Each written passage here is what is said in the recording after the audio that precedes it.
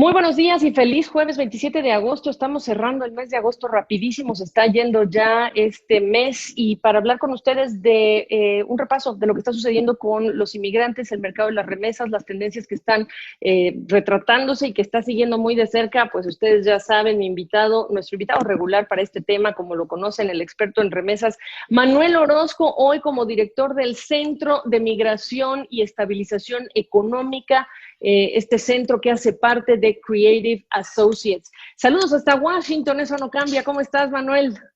Buenas, muy bien.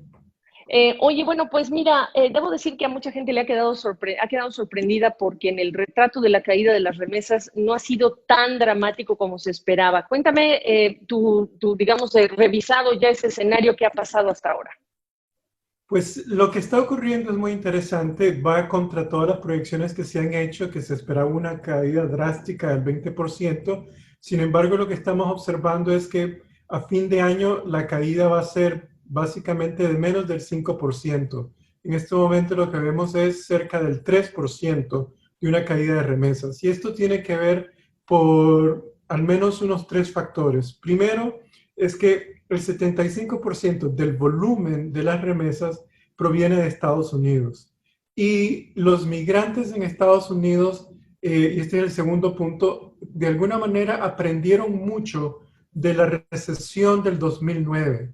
Y esa lección aprendida creó diferentes tendencias. Una de ellas es que ellos se dieron cuenta que tenían que aumentar más su liquidez, su capacidad de ahorro, de manera que les permitiera pues estar preparados ante cualquier eventualidad. Y la eventualidad ocurrió 10 años después. Entonces, los ahorros de este momento de los migrantes es prácticamente un 30% más de lo que los migrantes en el 2009 habían captado. Son $6,000. Entonces, eso les ha permitido estirar sus ingresos un poco más. En segundo lugar, en la recesión del 2009, solamente el 40% de los inmigrantes siguió enviando dinero de entre los que habían perdido su empleo. En este caso, es un 65%. Y eso tiene un efecto importante y de nuevo lo que hace es pensar que los migrantes han repriorizado las remesas como parte de una de las actividades esenciales para ellos de su vida cotidiana. Entonces, además de la renta, además de los alimentos y otras obligaciones financieras, las remesas se ubica dentro de las prioridades más importantes, las cuatro prioridades más importantes. Entonces, eso les ha permitido seguir enviando dinero. Así que esos son los factores más importantes. Sin embargo, hay países que sí van a tener drásticas, importantes caídas, como el caso de Bolivia, Brasil, Paraguay, Venezuela, que son países cuya migración no es predominantemente en Estados Unidos, sino en América Latina o en Europa.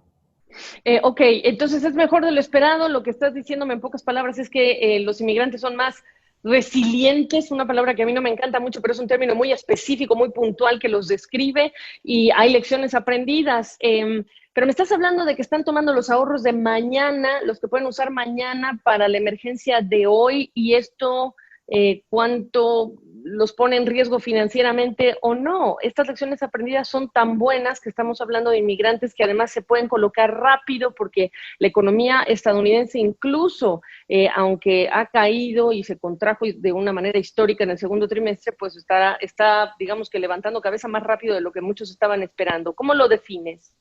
Bueno, están usando el dinero para lo que lo habían dedicado. Ahora, en la medida en que ellos no recuperen su empleo, obviamente van a terminar dependiendo de esos ahorros y entonces ahí se van a entrar en problemas. Yo creo que la tendencia se va a observar básicamente en el 2021, dado que si no hay una recuperación económica más estable, la tasa de desempleo de los latinos va a aumentar. Sin embargo, hasta ahora pues no ha aumentado por más del 15% y eso ha sido un elemento positivo. Se esperaba que iba a subir por encima del 30% y hasta ahora pues se ha mantenido a un nivel estable. Entonces, en el corto plazo, el uso de los ahorros les ha permitido estirar su ingreso de una forma racional. Ahora, ya después, digamos, en el último trimestre del 2020, si los inmigrantes continúan con una tasa de desempleo superior a la actual, entonces ahí sí vamos a ver un cambio que los va a afectar. En el largo plazo, lo que esto significa es que van a volver a empezar a recuperar sus ingresos y a recuperar sus ahorros que captaron durante 10 años. Ahora, ¿cuánto de estos ahorros han usado? Pues a estas alturas yo creo que por lo menos la mitad de los ahorros ya se han usado. Entonces, Wow. el tema es básicamente cómo van ellos a retroalimentar eso, pero realmente sí, estamos hablando de una resiliencia económica. Qué bien, qué bueno, es una muy buena noticia. Y estabas mencionando algunos de los países que hacen excepción a esa regla. Por parte de las familias receptoras, esta es una tremenda noticia incluso para las autoridades que en estos países el presidente López Obrador, bueno, pues siempre les llama a los héroes, ¿no? En un momento en el que también se necesita que la autoridad sea pues la heroica, ¿no? En relación con el tipo de sacrificios que tiene que hacer para ayudar a más gente. ¿Qué me dices de las familias receptoras? Bueno, las familias receptoras, estamos hablando de 2 millones de hogares en América Latina que dejan de recibir dinero. En algunos casos, como en el caso de, por ejemplo, El Salvador, son alrededor de 40,000 hogares que van a dejar de recibir. En Honduras son como 50,000 hogares. Entonces sí hay un efecto. Hay un efecto que de alguna manera está ocurriendo en un momento en que los gobiernos no están respondiendo con la velocidad que se necesita, dadas sus circunstancias económicas. Por otro lado, hay hogares que van a poder aprovechar este dinero justo durante estas circunstancias. Y esto lo estamos viendo en particular en un país como Nicaragua, por ejemplo, frente a la crisis política y económica que ocurre en el país. Los hogares que están recibiendo remesa están sosteniendo la economía en general y eso pues está contribuyendo un poco a cómo absorber el shock económico global. Y de alguna manera las remesas se han convertido como una plataforma no esperada frente a esta crisis. Realmente están cumpliendo el rol que uno llamaba anticíclico frente a las tendencias de las crisis económicas. Y este ha sido el ejemplo más claro en la historia de los últimos 30 años. ¿Cómo describes la situación venezolana en particular? La situación venezolana está muy difícil porque hay muchos venezolanos en países como Perú, Chile, Colombia, cuyas condiciones económicas no solamente son vulnerables, pero son bastante precarias. Hay problemas de seguridad alimentaria. Los venezolanos en Panamá, por ejemplo, lo están pasando muy mal. No solamente no pueden salir a buscar trabajo o a ganarse la vida, pero tampoco están logrando alimentarse. Entonces, aquí no, ya no es un problema de enviar dinero, sino es un problema de que muchos quieren volver a Venezuela y sin embargo están entre esa indecisión porque saben que la situación en Venezuela tampoco está como para que los vayan a acoger con brazos abiertos con un gobierno que tiene grandes problemas económicos. Entonces hay una crisis humanitaria muy profunda con los venezolanos y es algo que necesita resolverse de manera urgente. Oye, no estamos hablando de Haití con mucha frecuencia, pero me gustaría que incorporaras el tema de Haití, los haitianos en esta pandemia y lo que reciben o no las familias de sus seres queridos. Mire, Haití es otro fenómeno contracíclico fascinante porque es uno de los países en donde las remesas crecieron los primeros 6 meses del 2020 en un 3%. Y eso se tiene que ver en parte que por los inmigrantes que estaban en Estados Unidos que decidieron seguir enviando, tienen un estatus legal, han perdido menos sus empleos que en otras nacionalidades, entonces eso les ha permitido apoyar. Los que se encuentran en Dominicana y en Chile, por ejemplo, han tenido más dificultades. Sin embargo, el bloque más fuerte de las transferencias monetarias hacia Haití proviene de Estados Unidos. Es 3/4 partes de las remesas que vienen de Estados Unidos y ahí es donde se ha observado un crecimiento bastante fuerte. Y esto es lo que refleja es no solamente el tema de la resiliencia económica, sino el factor emotivo, psicológico de las personas en términos de entender que este es un problema que está afectándolos a todos, al ecosistema familiar en Estados Unidos, en Haití, y entonces eso de alguna manera se ha constituido un factor que motiva a enviar lo más que puedan. Entonces va más allá de la resiliencia. que es una cuestión de resistencia, de aguante ante crisis. Pero aquí estás usando la psicología emocional para evocar la gratitud, evocar el sentimiento de empatía con tu familia.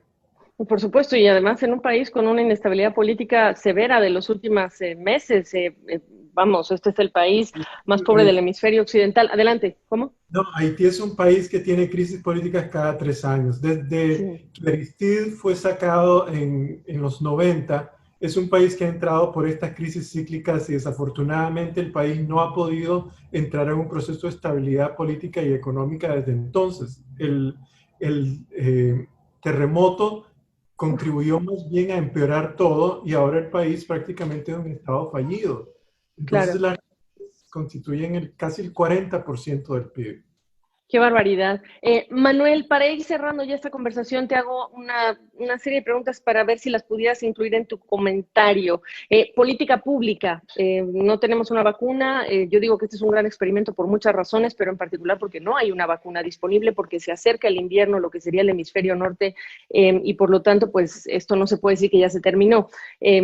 Primero, preguntarte cómo estás incorporando ese factor a tus estudios. Y también, segundo, las presiones o no que va a sentir con éxodos futuros de migrantes hacia Estados Unidos, lo que tú estás anticipando que puede ocurrir. Política pública, ¿qué de lo que tú tienes estudiado hasta este momento, de lo que ha sucedido, sirve como lección? Y Estados Unidos con éxodos o no de migrantes desde Centroamérica, por ejemplo. Mire, en relación con política pública, en lo que respecta a los migrantes en particular, es que es un costo adicional para ellos para manejar la mitigación del contagio. Porque de alguna manera, para hacerse pruebas o incluso para acudir a cuidarse, los costos médicos para los inmigrantes son muy altos porque no tienen seguro médico. No solamente en Estados Unidos, pero en Europa, en América Latina. Entonces, eso es un gran problema. En América Latina, el tema de política pública también se ha constituido en un problema que representa un costo bastante grande para el Estado y es una carga que se está resolviendo en este momento por la deuda externa. De nuevo, las remesas van a contribuir a que el peso de los gastos fiscales no sea tan exacerbado. En relación con la migración, la probabilidad de la migración es posible que ocurra, especialmente si vemos el caso del 2009 de nuevo como un ejemplo. En el caso del 2009, la migración empezó a ocurrir con 3 años de rezago. Para alrededor del 2012 es cuando empieza a salir mucha gente de Centroamérica y se acentúa en el 2015 y después entra en un proceso de declive prácticamente después del 2016. Y esto ocurre en un momento cuando los hogares que recibían remesas, los hogares que tenían contactos transnacionales, se dan cuenta que la velocidad en que los países estaban recuperando no era lo suficientemente rápida para cubrir sus necesidades. Porque el mundo sigue avanzando a pesar de las crisis. Y entonces los costos de vida siguieron creciendo y en muchos países la situación se puso aún más complicada, como el caso de Honduras con el golpe del 2009. Tuvo 2 crisis simultáneas. Entonces, esa es una probabilidad que pueda ocurrir, pero al mismo tiempo, como estamos viendo, la naturaleza contracíclica de las remesas puede que los familiares le adviertan a sus familiares en América Latina que se aguanten un poco más y veamos qué tipo de intervención económica puede existir en cooperación internacional que contribuya a prevenir una migración en masa y fortalecer el desarrollo económico de sus países. Pues ojalá que así sea, porque lo que nos estás apuntando es que este éxodo ni lo veremos ahora y si lo vemos puede ser que incluso hasta dentro de 3 años. Y esto pues con mucha lógica a lo que está sucediendo. El crisis sanitaria, crisis financiera económica, consecuencias sociales. Y quizás de esta etapa a la que te estás refiriendo, la última, y por lo tanto crisis social, quizá 3 años, 2 años, para empezar a ver si efectivamente la crisis de esta pandemia genera este éxodo de migrantes. ¿Es así? Correcto. Hay que, hay Oh, que tomar en cuenta un factor más y era que en el 2019 hubo una ola de protestas por lo menos en 12 países en América Latina. Se estaba formando un caldo explosivo en muchos de estos países.